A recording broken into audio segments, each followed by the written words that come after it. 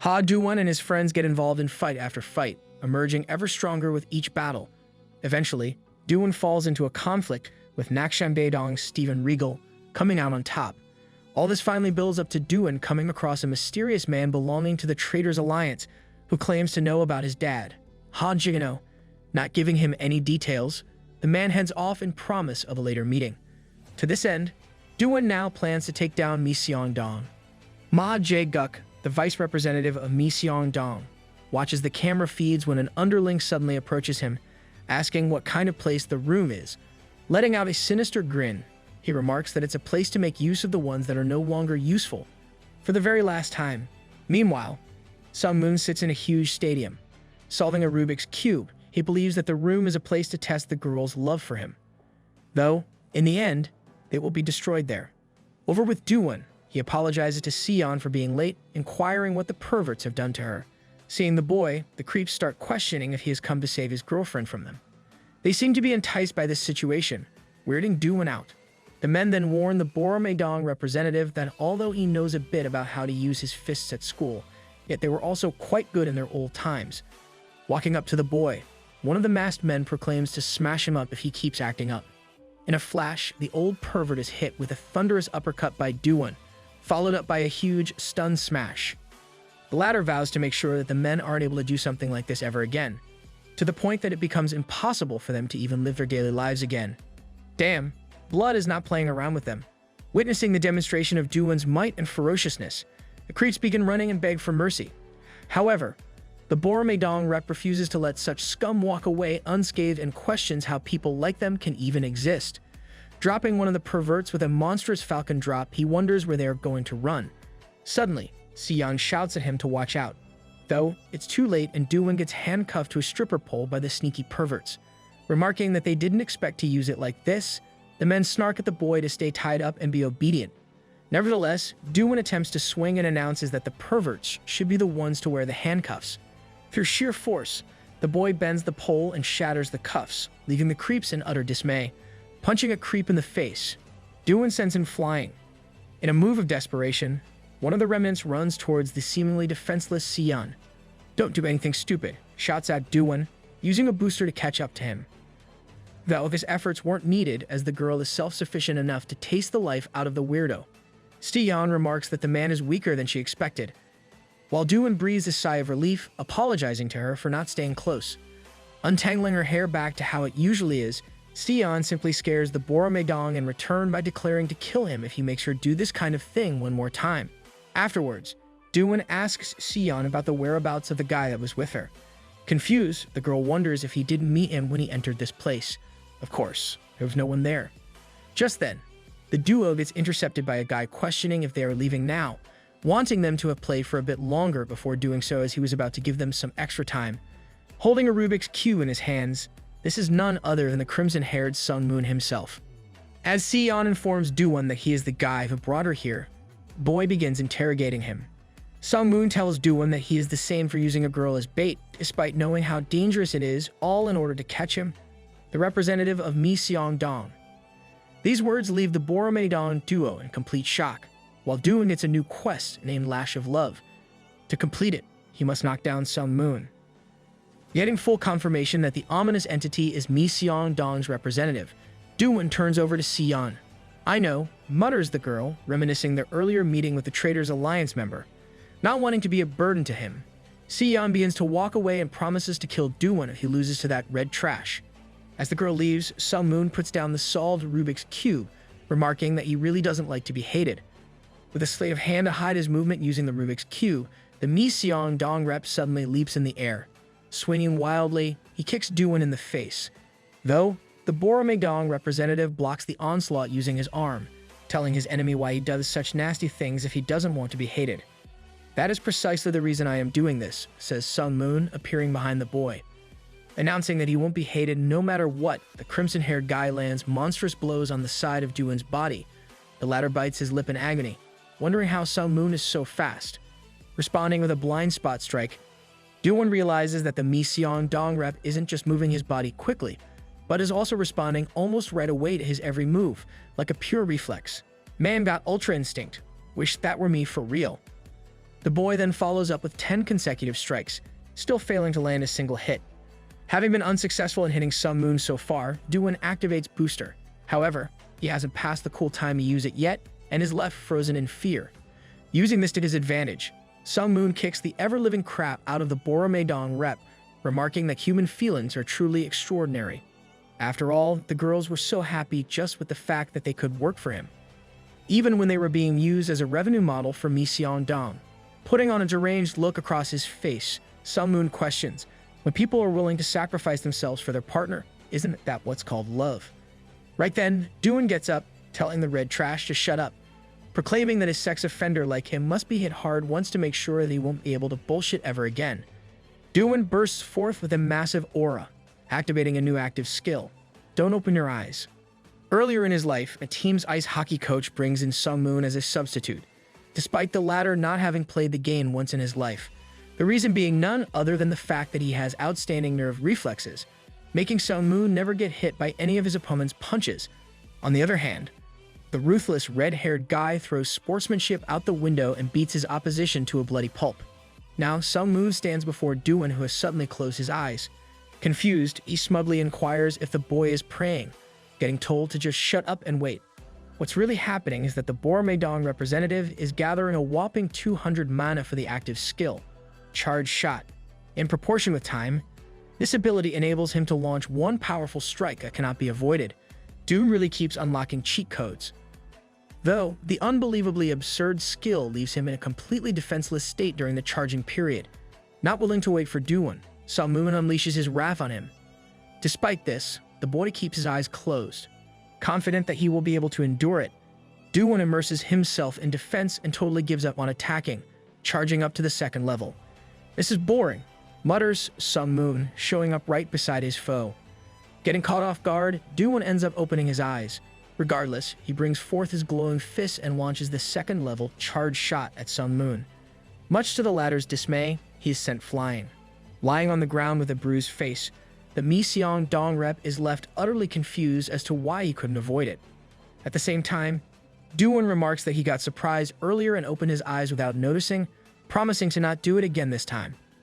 As the Boromedang representative closes his eyes for another charge shot, Sun Moon rushes forward to attack.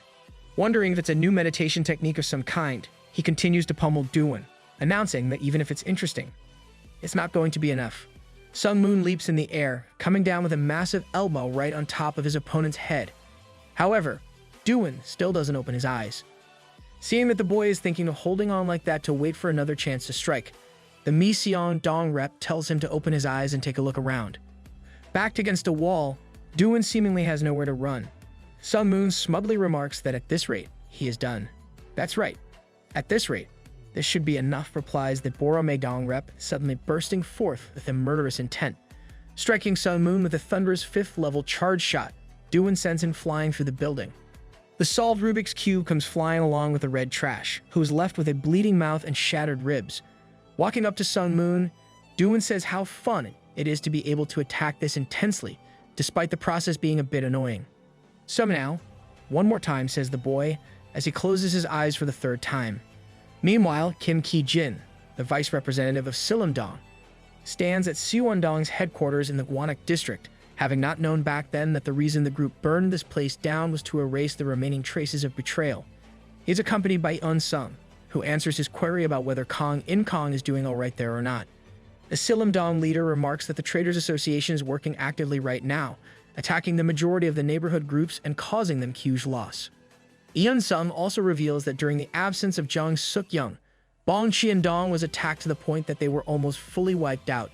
Ki-jin questions where Suk-young has gone off to, despite being a representative. After all, even now, the headquarters is giving its orders not to make any direct movements and telling the districts to just keep up with the profit model. Following up on the thought, Eun-sung discloses that the only neighborhood groups that are able to move freely right now are those without a profit model, Silim and Borome. Just then, he receives a ping on his phone. Over with Dowan, he has no choice but to open his eyes to a man labeling him mean for ruining Sun Moon's handsome face. Nah, bro is sus. Holding the bloody rep in his arms, this is Ma Jae-guk, the vice representative of Dong. Upon seeing the man, Dowan gets shocked. Earlier, he heard from Sion that Sung Moon is the weakest compared to the other representatives. Jaeguk was transferred to Myeongdong to strengthen its power. This man is the legendary former representative of Sinsadong, now serving in the Traders Association. To make things worse, Sung Moon gets right back up, telling Dowan that he should have prepared everything perfectly until the very end if he truly wanted to catch him. Smugly wiping his face, the red trash proclaims that it's time to see whether the representative of Boromedong will be able to fight against two representatives at the same time or not. So here you are, traitors. These words suddenly echo throughout the battlefield as Eun-sung arrives at the scene. Back when he was a representative of Sinsadong, Ma Jaeguk trains at night when he gets approached by Sung Moon. Having heard that the money earned from the group's profit model is terrible, he invites the man to join him Myeongdong. Jaeguk takes offense to the implication of being Sung Moon's underling, announcing that he can crush the latter even now. Seeing the man bend a metal bar with ease, Sung Moon expresses his desire to strengthen Myeongdong and puts forward an offer that he thinks isn't a bad one. Not only will Ma Jaeguk make good money via the group's profit model, but he will also be able to do whatever he wants, especially fulfilling his hobby of peeking at people through the monitor. This makes Jaeguk have a change of heart, extending his hand towards the handsome representative and hoping to get along well from now on. Now, the Myeongdong duo stands side by side and gangs up on Dowan when Eun-sung arrives at the scene. Folding up his sleeves, the Silumdong representative announces that he will take action starting now, credited to Sung Moon's and Jaeguk's betrayal of the Bully Council. In a flash, the former Sinsadong rep appears behind the scary Eun-sung and wraps his hands around him. Blood keeps getting weirder by the second. Someone kick his ass quick. Questioning how he can act so harshly with that handsome face of his, the creep licks Eun-sung's ear and asks him if he wants his mood to be lifted up. The Silumdong rep responds just as quickly, striking Jaeguk's chest. "It hurts, it really hurts," shouts out the buff man, taken aback by the blow. However, this is quickly followed up by the perverted declaration that the pain feels good, leaving Eun-sung baffled. While Dowan looks on in awe, he suddenly sees the Silumdong rep flying towards himself. As the boy catches Eun-sung, Sung Moon continues the onslaught with a kick of his own, revealing that the vice representative is irritatingly someone who likes to be beaten. Jaeguk just grins and playfully calls Sung Moon's words cruel, telling him to respect his preference. Meanwhile, at Gwanak District's Bongcheon-dong, Ji Baek-chong lies injured on a hospital bed, getting visited by a mysterious man. The entity towers over him, enraged that they dared to mess with his men during his absence. Back over on the battlefield, Dowan asks Eun-sung if he is alright and gets told that he was just shocked for a moment. Then, "I will start now," declare both men at the same time as they prepare to strike. Though, their winding fists end up getting in each other's way. "Nobody blocking people, come on. That bothers you, huh?" remarks Sung Moon, pummeling the crap out of Dowan. He tells the boy that fighting in tandem will backfire on both him and Eun-sung, considering the corridor is quite narrow. The Silumdong leader still charges forward, questioning the red trash if that's why he lured them here and grazed his handsome face. Right then, Sung Moon changes with Jaeguk and the man rushes towards Eun-sung. Proclaiming that fighting in tandem also applies to the two of them, his Silumdong leader throws a thunderous punch that digs straight into Jaeguk's chest. Leading from his mouth, Myeongdong's vice representative starts to shiver and feels like he might faint at any moment, commending Eun-sung for having a powerful fist. He then announces that they aren't as reckless as the Bully Council duo, having a clear division of roles in attack and defense. Jaeguk holds Eun-sung's arm in place while Sung Moon kicks him. However, the swing is blocked by Dowan, remarking that each word that comes out of their mouth sounds weird, as it's hard to fight because of the corridor being narrow. The Boromedong rep decides to instead attack from above using Booster, wanting to get this over with quickly before the enemy's weirdness rubs off on him. Dowan prepares to strike the shocked Jaeguk down with multi-strike destruction. Eun-sung agrees, grabbing a hold of Sung Moon. "This is the end," shout the duo out in unison as their fists extend towards each respective foe. At the same time, in Gwanak District's Siwon-dong, Kang In-kang questions someone if the mission to eliminate the Bully Council went well. With a stern look in his eyes, he instructs the other party to not do anything that might bother him. Assuring In-kang not to worry, they reveal their focus to be on ambushing groups whose representatives are either absent or lacking in strength. These are the Mad Three Brothers, under the command of Siwon-dong. Wanting all sneak thieving to be left to them, they inform In-kang about their plan to sneak into Boromedong and take their revenge on Ha Dowan for the incident back then. Suddenly, A voice screams in the Seowon-dong group's direction, "Got you." Seeing this, one of the three brothers rushes towards the mysterious entity who dares to stand in their way, inquiring his identity. Though this doesn't bode well for the brother, as he is left bloodied and sent flying by a single strike. The other two brothers rage at the sight and rush at the attacker, meeting the same fate, as bodies start flying all around him. Kong stares at the approaching foe and mutters, "You!" questioning the Seowon-dong rep if it was him and the others who messed with his fellows. The man steps out from the shadows, and so, Jang Suk-young, the representative of Bong Qian-dong, reveals himself. As their battle with the Mi-seong-dong duo rages on, Dowan and Yeon-sung are left in awe at Jaeguk, having covered Sung Moon to receive both of their attacks all by himself. The red trash looks towards his fellow, questioning if he is alright. Bloodied, battered, and bruised, Jaeguk smiles and breathes loudly like a crazed pervert, being near climax. As Dowan prepares to punch the weirdo, the latter smashes his hands together. With his loud voice echoing throughout the building, Jaeguk demands for everyone to stop what they are doing for a moment and help them. Otherwise, it will be the end of the room. While Dowan wonders who the man is talking to, some hands emerge from one of the doors in the narrow corridor, vanishing along with the boy. Sung Moon grins and turns over to Unsung, proclaiming that he is alone now. Meanwhile, on the other side, there are a lot more people now. Right then, a horde of middle-aged men comes out of the nearby rooms and surrounds Unsung. The Silumdong leader inquires what they are doing here, not having heard any report from the Bully Council about this. While Jaeguk commends Unsung for still being able to talk about such things in this situation, Sung Moon reveals that it's because they didn't need to report it. After all, the room isn't made for profit models, but rather for personal curiosity.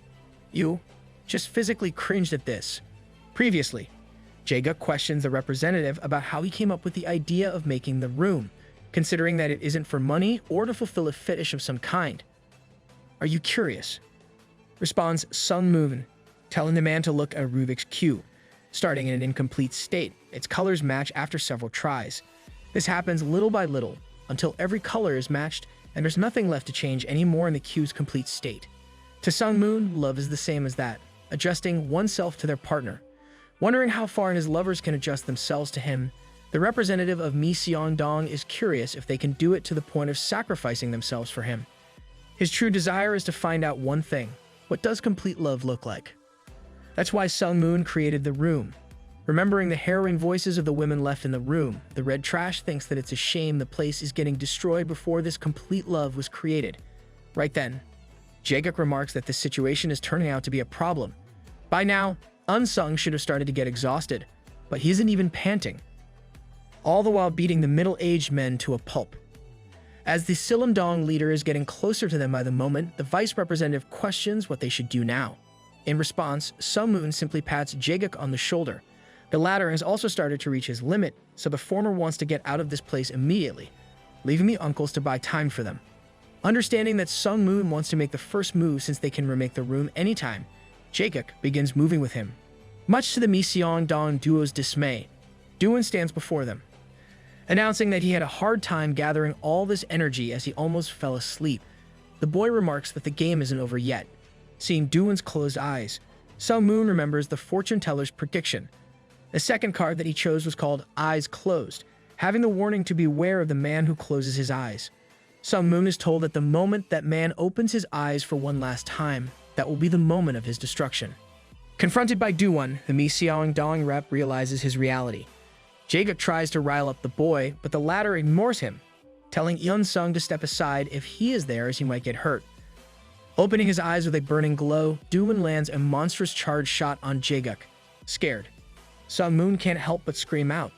As the ultimate level attack fully launches, the Mi-seong-dong vice rep goes crashing into the red trash. Taking cover from the rippling shockwaves of the mighty attack, Unsung is left awestruck. The battle is over, as both Sung Moon and Jaeguk are put down by Dowan. "We can call this the disposal of the trash."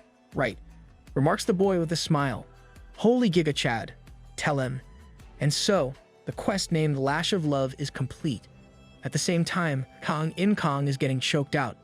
The Seowon-dong rep is unable to believe that the little kid who once ran wild with just his confidence in the body he was born with, that Jang Suk-young, has become this strong. Breaking into a sweat, Kong inquires if the orders to catch the traitors have been issued. "Traitors? "What's that?" remarks Sukyoung, proclaiming that he is just here to kill those who mess with his guys.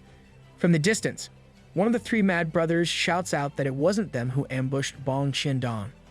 Hearing this, Sukyoung drops the Siwon Dong rep and heads on his way, leaving him enraged. Back over with Dowan, Yeon-sung tells him that he will be taking the Mi-seon-dong duo back to headquarters for interrogation to find out more information about the Traders Association. Having heard of the Bully Council headquarters multiple times by now, the Boromedong rep inquires where it's even located. Afterwards, Choi Sun-jae gets off a call, having been informed of the capture of Sung Moon and Ma Jae-guk. Right then, he gets distracted by a bear's head on the wall and asks the man with him if he is hunting as a hobby. The mystery person remarks that it's just an animal costume he wore briefly, just one time when he wanted to meet someone. Teasing the creepy hobby, Sun-jae runs around the room and questions if this someone was a girl. Suddenly, the mysterious man puts down his pen and asks the affiliate who it is that is heading there with the Mi-seon-dong duo, possessing a stern aura. This entity is none other than the representative of the Gwanak District's Bully Council headquarters. After the fight is over, Dowan asks Yeon-sung how he knew of him being there. Earlier, the Sillim-dong rep talks with his vice representative about Sillim and Borome being the only neighborhood groups without a profit model and hence being allowed to make a move. Suddenly, he receives a call from Siyeon, informing him that Dowan is currently fighting Sung Moon, as Ma Jae-guk will be joining them soon. She wants Yeon-sung to help the boy out. Now, while Dowan and Yeon-sung tower over the defeated Mi-seon-dong duo, Siyeon arrives there. Confused, the former questions if she didn't leave earlier, getting told that there was no way she could.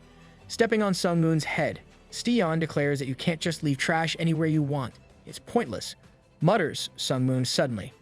Being sure that their goal is to reclaim the Mi-seon-dong, the representative reveals that there is no real form of the group, being an anonymously managed organization. So even if the Bully Council were to get him and Jae-guk, they won't be able to get what they really want. Yeon-sung responds, telling Sung Moon that he will just find every information about Mi-seon-dong and all the instructions he has given so far in his phone. Despite the Sillim-dong rep being right in thinking that it's all in his phone, Sung Moon grins. Having worked his ass off in building the system all this time, he refuses to give up the password so easily, proclaiming that they will never unlock his phone. "But I have unlocked it," remarks Dowan, showing Sung Moon his phone and leaving him in complete shock. Dude is the biggest fraud ever. Previously, the quest named Sell Your Friends that Dowan had to complete by dispatching Sion to the scene received a follow-up delegated quest, Unlocking. As the task was to find out the password of the perpetrator's cell phone password in a very confidential manner, Dowan bravely asked the pissed-off Sion to do it for him. The girl reveals that she accomplished it by coloring the face lock sensor, making use of a coloring marker for motorcycles. Whether it's because of Mi-seon-dong's profit model or because of the communication with the girls, one thing was for certain. Sung Moon checks his phone a lot. Forced to enter his password when the Face ID failed, he ended up giving away his secret. With nothing left to the red trash's name, the delegated quest is completed. Over at the Bully Council headquarters, its representative hears news about Jang Suk-yeon's return to Bong Qiandong. Curious how much he has changed, the mysterious rep tells the caller to find out if there's any other information. Putting down his phone, he turns over to Yeon-sung standing before him. The entity questions about the Boromedong representative who brought Sung Moon and Ma Jae-guk with him, getting told that he has been sent home. After all, only members who have permission are allowed to know the location of headquarters. Suddenly, the mystery man questions Yeon-sung if he is close with Ha Dowan. After a moment of pause, the Sillim-dong leader replies that it's just a cooperative relationship and nothing more. Is that so? Mutters the headquarters representative, commending Yeon-sung for a job well done and permitting him to get some rest as he would be quite tired.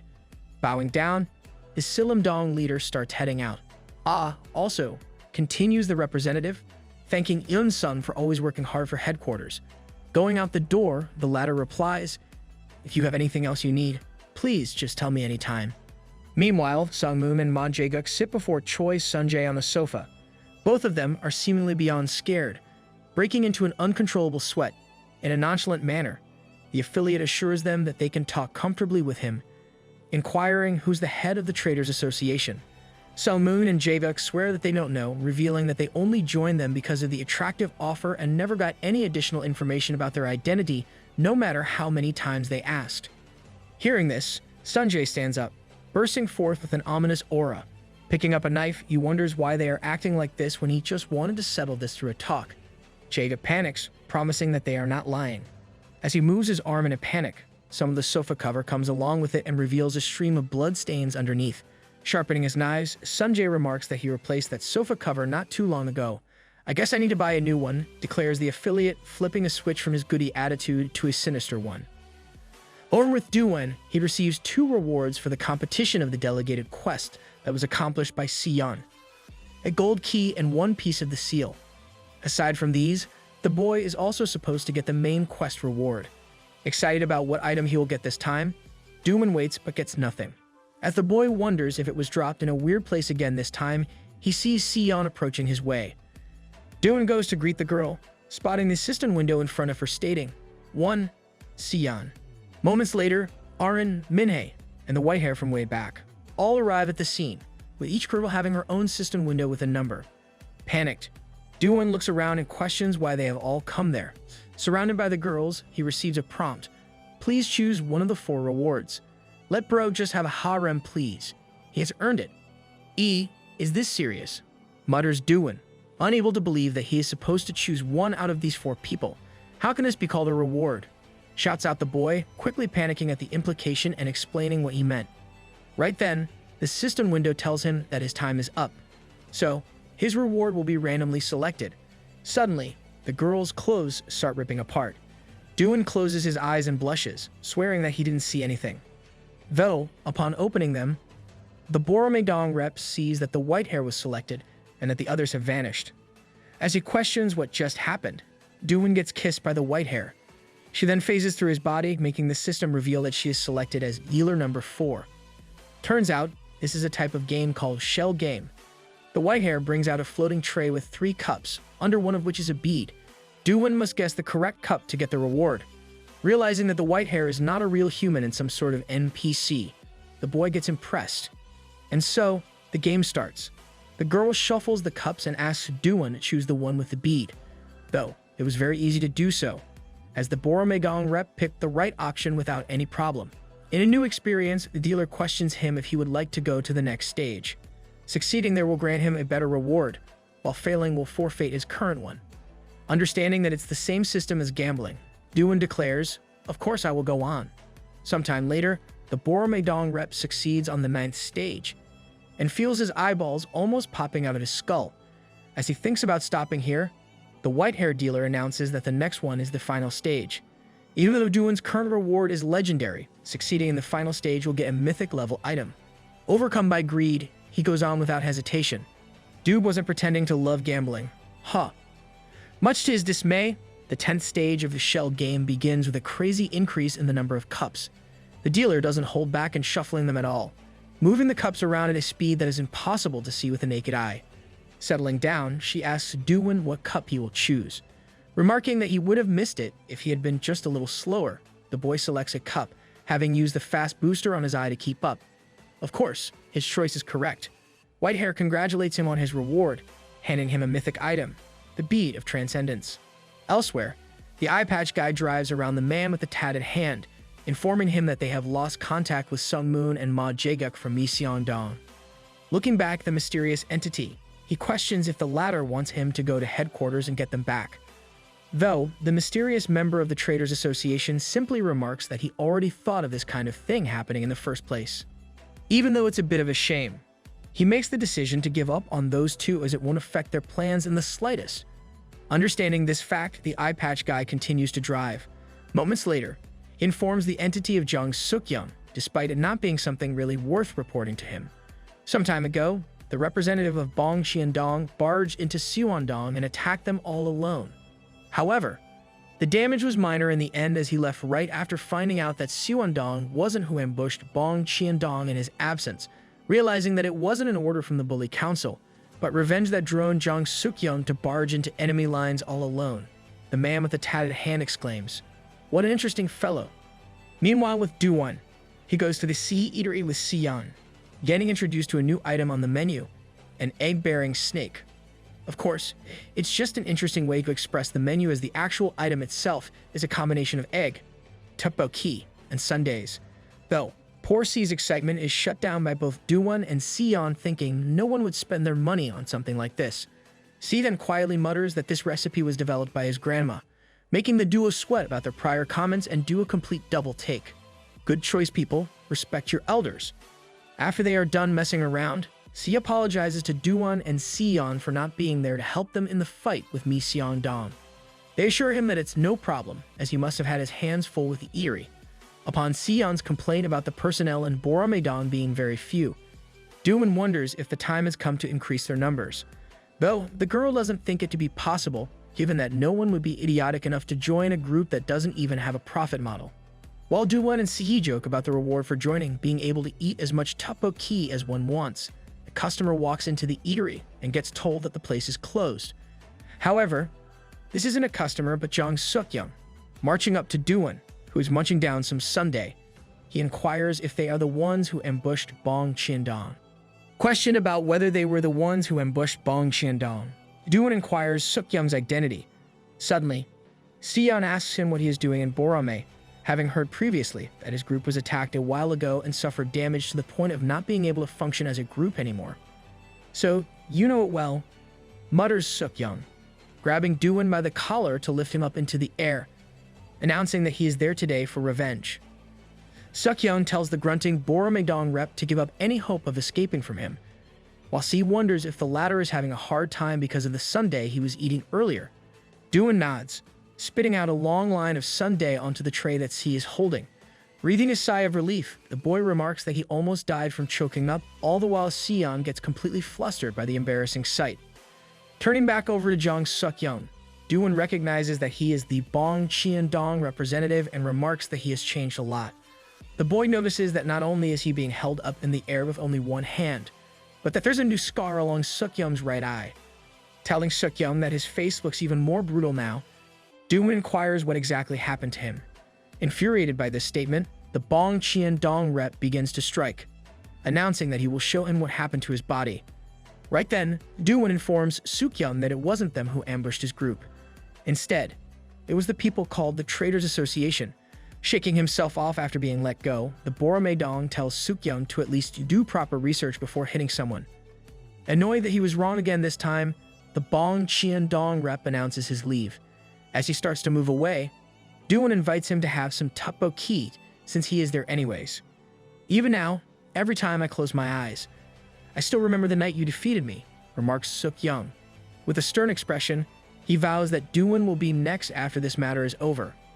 After the Bong Qiandong rep leaves, the boy says that it's dangerous. Questioning if he is talking about Suk-young, Steve proclaims to just let him handle the situation. Though, it turns out that Dowan was just talking about the new menu being so bad to the point that it's dangerous. Sometime later at school, Dowan spectates Arin and Minhee in their sports practice. Though, he has to cover his eyes as every time he sees the two, memories of the reward he got for completing the main quest keep popping up in his mind. Remembering the scene when their clothes started ripping off, Dowan begs for it to stop, swearing to Jihan that he really didn't see anything. While his friend looks on in confusion, the boy overhears a guy boasting to his friends about his big profits at a treasure warehouse. Confused, Dowan gets told by Jihan that it's a popular place for some people these days, being an offline private gambling warehouse. This leaves the Boromedang rep even more bewildered, as it should be impossible for students to enter such a place. Right then, Jihan reveals that it's actually quite the opposite, as the place is exclusive to minors. By calling it a treasure warehouse, they attract lots of students who need money and thrill. In order to avoid getting busted, the location is also changed often and the place is managed officially. Aside from this, Jihan doesn't know many details himself. While Dowan gets impressed that such a place even exists, a student sits nearby, enveloped in a depressing aura. Elsewhere in the Gwanak district's Jowon-dong, a man announces that phones need to be handed over to the storage counter when entering the building. People get instructed to keep the order according to the waiting list, as this place is none other than the treasure warehouse itself, filled with minors gambling away their parents' money. The depressed guy from earlier is also here, convinced that he will win something today. Heading inside to the place advertised as being filled with dreams, hopes, and joy, the boy wishes that he comes back with both hands full of money. Meanwhile, a man plays around with some cards, informing his superior that the gambling business and the treasure warehouse is running smoothly today as well. Though, the increasing number of customers and sales is accompanied by the problem in the bully council, Receiving no response, the talkative guy asks the representative if he is even listening to him. Respect your time, king. Possessing a seemingly quiet, samurai-like demeanor, the representative of Jowon-dong goes by the name of Yu Jun-jin, being a member of the Traders Association. As he still sits with his back turned to the cards guy, the latter reveals information about Yun-sung from Silundong and Ha Duan from Borame-dong tracking down traders. Since Jowon-dong is no exception, they move the location of the treasure warehouse from time to time. Having given his entire report to Jun-jin, the man takes his leave and heads off. Moments later, the Jowon-dong rep stands up, expressing interest in Ha Duan. Having heard that the boy knows how to use weapons, Jun-jin wonders if he should choose Borame as the next group to target after Bong Qin-dong. Duan walks around the school hallways trying to chew the mythic item, the bead of transcendence, spitting it out after experiencing its bad taste. The boy wonders how he is supposed to use it. Suddenly, Duan comes across the depressed guy from earlier. The latter is standing over the bag full of gambling coins that the other dude was boasting about to his friends. Just for a little while, mutters the gloomy guy, wanting to borrow some and put them back after he wins himself. Moments later, the bag owner comes rushing back to the class with his friends, having left the most important thing behind. As he retrieves the bag, the friends wish him success for the gamble that will decide his life. Meanwhile, Dowan hides nearby while holding the depressed dude's mouth shut. During this time, he overhears from the group that the treasure warehouse this week will be located in the basement of a building in Jowon-dong. Afterwards, Dowan questions the grateful guy about what kind of place the treasure warehouse is. The dude reveals that he first went there because of an invitation from his friend, getting told to just bet as much as he is told to. However, the terrible betting advice ends up losing the poor guy everything, including the money he needed to pay for his academy tuition that month. Speaking like an addict, the guy's delusional friend is convinced that they would have won if they just bet more. Classic gambler cope. Right then, the duo gets approached by the man with the playing cards, willing to lend them more money after confirming that their parents are alive. And so, the dangers of the treasure warehouse reveal themselves to the miners. With the place's house mortgage system, there is no limit to the amount they can get as a loan. Regardless of the amount, it is free from interest and comes with special benefits like extra chips and whatnot. In order to get it all, they only need two things: their parents' passbooks and ID cards. Not feeling like they are borrowing money, they get trapped and feel like they are making it instead. Things only take a turn for the worse when the boys start to think of the chips as gain money, resulting in them not paying any mind and losing it all. Cowering in fear, the guy turns over to his friend that introduced him to the game, wanting him to say something. However, having taken much more chips from the loan than him, his friend kills himself just a few days later. Dowan is left in complete shock after finding out the reality of the treasure warehouse. The depressed student continues, revealing that those who can't pay the borrowed chips by deadline have to apply for a loan from a private moneylender using their parents' passbook and ID cards. So despite the minors being the ones involved in gambling, it is the adults who end up paying the price, being the ultimate hostage situation. Whoever came up with this scheme is smart as heck. No. Saying this, the guy starts shivering. With only a little time left until his deadline, he worries about what would happen to his poor family if he can't pay all the money back. Afterwards, the depressed dude sits at the treasure warehouse. Despite losing everything in Jowon-dong's profit model, he is convinced that winning a lot of money at a gamble like this is the only way for a miner like him to pay back his debt. Right then, someone causes a huge ruckus after losing to the dealer's hand 7 times in a row. This is the bad guy from earlier who was boasting about his chips to his friends, losing all of them while gambling in one night. Infuriated by the fraud, he goes crazy and puts a knife against one of the employees' necks. The guy calls out the house for cheating and being rigged, demanding that they bring back his money if they value the employee's life. This outrage sparks doubts amongst the other miners, convinced that they always get bad cards because of this gambling fraud. Suddenly, the man with the cards approaches the crazed customer and tells him to calm down, shaking the Joker card in his face. Enraged, the miner inquires about his identity. "Ah, me? I am the manager of this place," proclaims the card-playing Kim Joseph, being the vice representative of Jowon-dong. Getting his knife taken away from him in an instant, the guy breaks into a sweat and tells the others that the manager jumped out right away because the house got caught tricking them. With a smile across his face, Joseph assures everyone that there is no way they did that. After all, the treasure warehouse has been managed by prioritizing the trust of their customers until now. The man announces that if the guy accuses them with no evidence whatsoever and makes the other customers lose their trust in them, then they have no choice but to take action. Just then, Dowan walks into the building. As the depressed guy looks on, the boy sits down on the only table that's empty, right near Joseph. Proclaiming that you only get one shot in life while placing down a heavy bag, Dowan declares that he will be going all in on his first bet. With this, the quest named Treasure Hunter begins. Earlier, after hearing about the details of the treasure warehouse, Dowan asks the depressed guy to take him there as well. However, the latter passionately refuses, remarking that he had no other choice but to gamble so far and shouldn't have stepped foot there in the first place. Complimenting the dude for being a better person than expected, Dowan announces to have no other choice, just like him. After unlocking the treasure hunter quest that involves him placing his bets on the treasure warehouse, the Boromedang questions the guy about his name and finds it to be Yang Wu. Completely messing up the poor dude's name, Dowan once again asks him for help. Now, Yang Wu sits nearby and sees the boy going to the table with the supposed gambling fraud, baffled at why he would place an all-in bet. They don't know his son. Meanwhile, Kim Joseph eases Dowan into his first-time gambling experience and shows him an easy, simple game. Among the 52 Joker cards on the table, only one is colored. So, the one who chooses that one circled will be the winner. Moreover, to ease the people's suspicions about the treasure warehouse games being all scams, Joseph puts on a blindfold and covers his eyes. Of course, this is all just an intentional performance. In the first place, the game doesn't require sight as the colored Joker card has different detailed textures. That's it, shouts out Dowan, acting as if he is dumb and thinks that this is part of the game. The boy puts on a blindfold as well. The game begins and Joseph chooses the cards first, being the dealer, as it would be suspicious if he chose the colored Joker card from the start. The man deliberately picks a black and white one. Dowan turns arrives, and he takes a card as well. Much to everyone's surprise, it's the colored Joker. While everyone discusses the insane beginner's luck, the boy understands that he is getting a system peek this time around. At his side, Whitehair sits on the table dressed as a dealer, but no one else is able to see her. Right then, Joseph congratulates the boy on the win, thinking to himself if it was just a coincidence, as he only had 2 chips this time around. The dealer assures him that there are still many chances to earn ahead.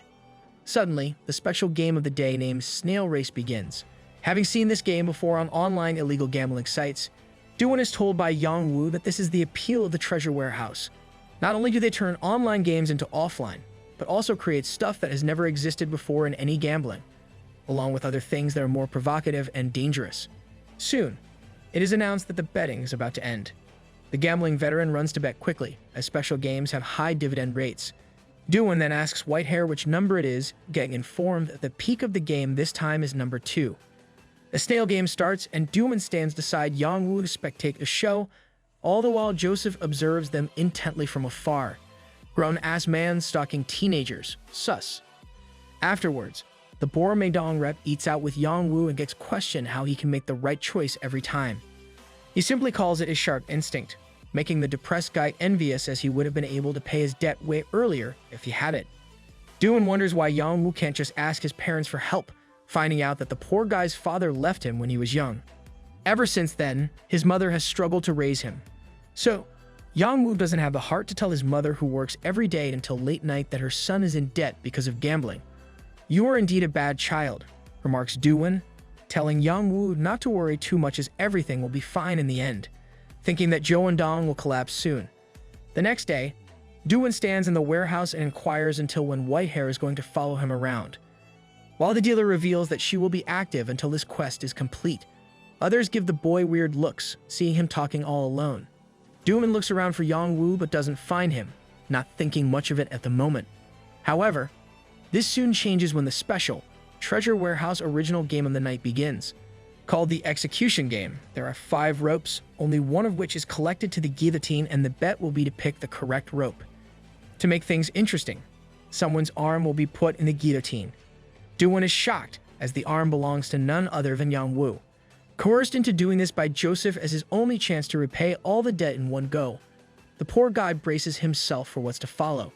Soon, the betting ends and the ropes are about to get cut one by one. As the countdown begins, Dowan remembers his conversations with Yang Wu, bursting forth his aura. While Yang Wu prays that he is able to survive through this one, the execution game begins. The first 3 ropes get cut, all being wrong choices. With only 2 ropes left, the employee begins to cut the 4th rope. Suddenly, Dowan shows up to her and takes the axe away to cut the rope. Instead of the fourth, the boy cuts the fifth one and starts throwing a tantrum, shouting out that he accidentally cut it because he thought it was the right one. With the disaster averted and number 4 being the correct bet, the special game of the night ends. Thanking Whitehair for her peek, Dowan suddenly gets approached by Kim Joseph, commending him for such an impressive and intrusive performance from a customer. Enraged, the Boromaedong rep grabs the manager by the collar and demands to know how he could order a kid to do such a dangerous game. "This is such a confusing situation," remarks Joseph. After all, there's one person holding his collar, and another one is bowing low. Looking to his side, Dowan sees Yang Wu thanking the vice representative of Dong for this chance. The boy finds out that the desperate guy agreed to do the dangerous game himself with the condition that he won't have to pay for the chips he borrowed. At the same time, others in the building start questioning if number 4 was actually the correct answer and wants to see if the rope is even attached to the guillotine. "You're all crazy," proclaims Down, disgusted by Joseph and everyone in the place. Hearing this, the manager picks up the axe, cutting the rope. As the guillotine comes crashing down, Joseph announces that not being crazy in this place is the abnormal thing. "Isn't that right, customer?" remarks the man, looking towards Yang Wu, who has hopelessly gone back to gambling again. "Not like this, please." Afterwards, Joseph goes to meet Yujun Jin, who has just taken a VIP customer's chips and finger in a game. The Dong rep asks his vice rep about the thing that brings him there, getting told that it's because of the person who kept acting up in the treasure warehouse. Revealing him to be the representative of Boromaedong, Joseph remarks that the boy has no idea that they already know who he is and pretends to be into gambling. Going on a rant about gambling's 101, Joseph wonders what card Ha Dowan is waiting for. Some days pass, and the Boromaedong rep continues to win consecutively at gambling, trying to complete the associated quests and aims successive victories. Having his own little fan club at the treasure warehouse by this point, the boy questions if the quest wants to turn him into a gambling addict. Moments later, Dowan wins another bet with a royal flush. Suddenly, the system prompts that the quest is completed. Announcing that her role ends here, Whitehair begins to disappear, expressing hope that they can meet again another time. Seeing the girl disappear like usual with her clothes ripping off, Dowan closes his eyes and swears he didn't see anything. Right then, he gets approached by an employee, informing him of another gambling place that has been prepared for customers with large-scale betting amounts.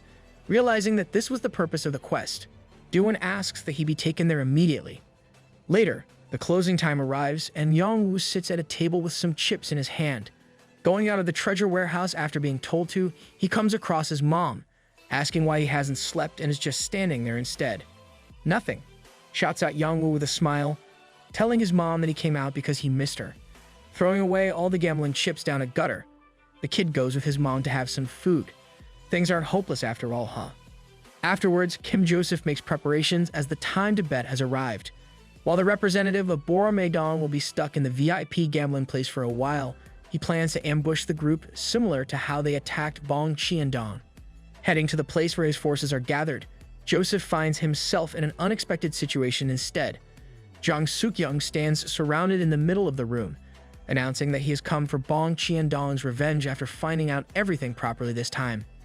At the same time, Dowan heads to the supposed private gambling place for VIP customers.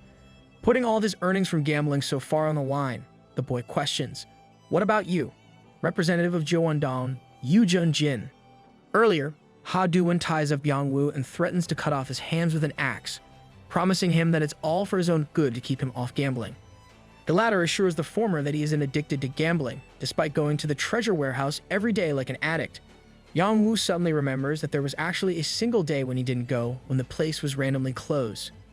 Upon finding out what day it was, Dowan goes to meet Jang Suk-young at the employment agency in Bong Qiandong. Reminiscing about the time they fought each other, the boy asks him why he ignored his neighborhood group and let it get to such a mess.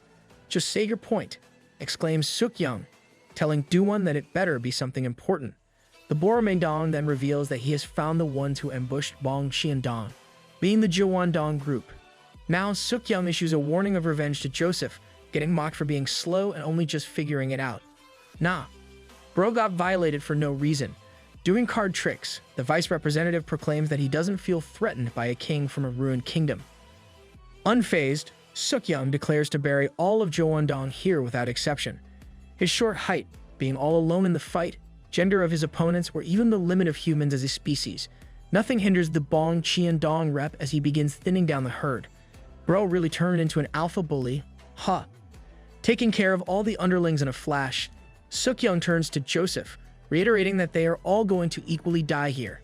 Hearing this, the manager changes his opinion from earlier. To him, Suk-young isn't the king at all, but the Joker. Meanwhile, Dowan sits down before Yoo Jun-jin. As the two already know each other's identities, the boy curiously asks what games are prepared at the VIP gambling place. He also wants to know what the Jowon-dong rep is going to be betting on, not being interested in chips. Mumbling, Jun-jin begins listing the reasons why people fall for gambling: pleasure, desire, challenge, escape, regret, greed, and above all, danger. Swinging his blade at Dowan and making him jump back, he announces that the thing that will be wagered on in this game is each of their lives. The Boromegong rep takes a sword off the wall and asks his opponent if this is going to be alright for him, announcing that he is pretty confident in this. Showcasing his weapon mastery of the sword, Dowan unleashes a barrage on Jun-jin. As the cannibals in the room go out from the shockwaves of their clash, the two come to an impasse. Despite this being first for him, Dowan has no choice but to do it. And so, the associated quest's final part begins, Sword Duel, requiring the boy to knock the Jowon-dong representative down. Getting into middle school, Yoo Jun-jin showcases that he is a true kendo prodigy and soon tops the middle school division, despite the instructor forbidding them to use one.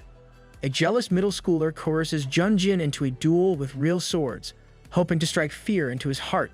Though, the kid panics when the prodigy doesn't block a strike and starts bleeding from his arm. As he rushes to get some help, Jun-jin is overcome with an ominous feeling. Picking up his sword, the latter remarks, "No, let's just continue this." Uttering the same words in his duel with Dowan in the present day, Jun-jin swings with the intention to kill, given that it's the only way the former will have the intention to kill him too. A fight that puts their lives on stake, one with all their might. That's real gambling to Jun-jin. Slicing even the cannibals cleanly in half, the Jowon-dong rep continues to push back his opponent and masterfully grazes his face. "That's what you call gambling?" questions Dowan, wondering how it's possible that the Traders Association is filled with crazy people like Jun-jin. Fiercely bringing down his sword on the enemy, the Boromegong rep lands a clean blow. However, he doesn't celebrate upon realizing that Jun-jin intentionally exposed himself to the strike. "Let my flesh cut to break the opponent's bones," the Jowon-dong rep takes the saying literally and applies it in his swordsmanship, seemingly catching Dowan with a deciding swing. Don't think that's the intention of the saying, but hey, as long as it works. However, the Boromegong rep avoids the attack using his fast booster and sends Jun-jin flying with a punch. Making literal statements to mock how his foe used the saying earlier, Dowan cuts him up. Dragging him across the floor in a defensive stance, Jun-jin asks him why he stopped in his last attack and didn't use all his might. Dowan throws the question right back at him, inquiring why he hasn't been using all his strength yet, remarking that it's because the Boromegong rep hasn't been striking with the intention to kill. Jun-jin hopes to make him desperate and informs the boy of Borome's current situation. At the same time, the advanced party affiliated with Jowon-dong arrives at Dowan's neighborhood group, having been dispatched as an ambush. There, they come across Seon in her jogging attire and start crushing on her. The leader of the advanced party, Park Tae-hong, announces that his heart aches in pain as he's going to have to snap such a pretty flower. Bro has no riz. Hearing about this, Dowan inquires if the advanced party is also targeting Seon, getting told that there are no exceptions. "Then now, has that increased your desire to kill me?" questions Jun-jin. However, Dowan instead shocks the Jowon-dong rep by expressing relief that they are targeting the girl. Turns out, the boy is currently sharing all the system's passive skills with Seon using Approval Stamp, an active skill he got after defeating Sun Moon. Over with the Jowon-dong forces, Seon proves to be a flower that has thorns. Feeling a hot sensation inside her, the girls begin ripping the guys a new one with her jumping rope. Through the weapon mastery that Seon now possesses through Approval Stamp, she tells the attackers that all of them will die. Previously, Seon exercises when Dowan comes to offer her a cucumber for rehydration. "You wish to die?" Using this sentence like a habit, the girl asks him why he is following her around. Expressing that they should exercise together, the boy actually has another purpose, not knowing when the Traders Association will rush into Boromegong. Dowan wants to prepare an insurance plan beforehand to keep Seon safe. Much to his dismay, the approval stamp can only be activated after it's stamped on the target. All the while Dowan's stamp location is on the lips, the boy gets flustered, wondering how he will accomplish the absurd task of putting his lips against Seon's.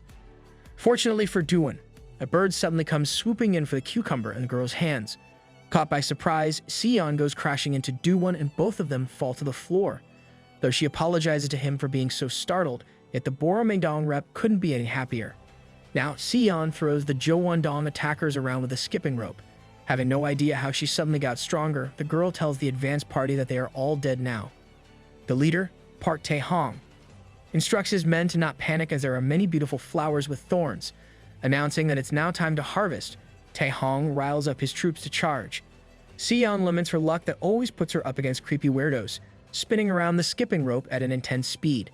Pummeling the advanced party, Sion realizes that her body is reacting on its own, feeling like she isn't going to lose anyone at the moment. Soon, the only enemy left standing is Tae-hong. With the remark that one needs to cut off the dangerous thorns before holding a beautiful flower, the advanced party's leader brings out a knife and slices up Sion's jumping rope. As the effects of weapon mastery don't apply to damage weapons, the girl feels her body losing energy. Tae-hong begins harassing Sion, prompting her to slap him in the face. Unaffected at first, the creep soon moves flying into the nearby lake, with a lucky critical hit that leaves Sion herself in shock. The system prompts that the battle has ended and the approval stamp is lifted. Getting back up, the girl stumbles upon her words, wondering if this could be the status window. Busted. Meanwhile, Jang Suk-yeon lies on the floor.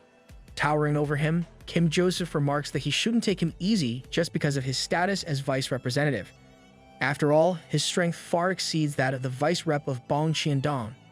In a demeaning manner, Joseph asks Suk-yeon if his friend is still in the hospital, having left a strong impression on him with the way he strongly resisted desperately until the very end in his representative's absence. Furiously getting up, Suk-yeon remembers his earlier conversation with Ji Baek-chan.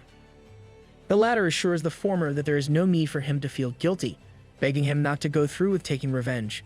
As the vengeful rep heads off, Baek-chan tells him that he doesn't want to see any of them getting hurt ever again. Now, getting up against Joseph, Suk-yeon proclaims that what's going to follow won't be anything like revenge and will be solely to vent his personal anger. Well, it's all up to you, remarks the Jowandong vice rep, unconvinced that Suk-yeon would be able to win against him with his level of skill. Though, Joseph soon learns that during the time that the Bong Cheon-dong rep was away, he didn't learn something trivial like how to win. Instead, it was how to destroy. Lud thinks he is Beerus. Flipping Joseph on his head, Suk-yeon vows to send him to a room worse than the ICU, the morgue. A few days after the fight between Ha Dowan and Jang Suk-yeon ends in the Boromedang rep's win, the Bong Cheon-dong rep goes to his grandpa's place. Recognizing the gloomy look on his face, Suk-yeon's grandfather tells him about his father having that expression often, on days when he came home after getting beaten badly by someone. The grandfather offers to help him, getting rejected. Suddenly, Suk-yeon gets flipped inside out by the old man and goes flying into the water.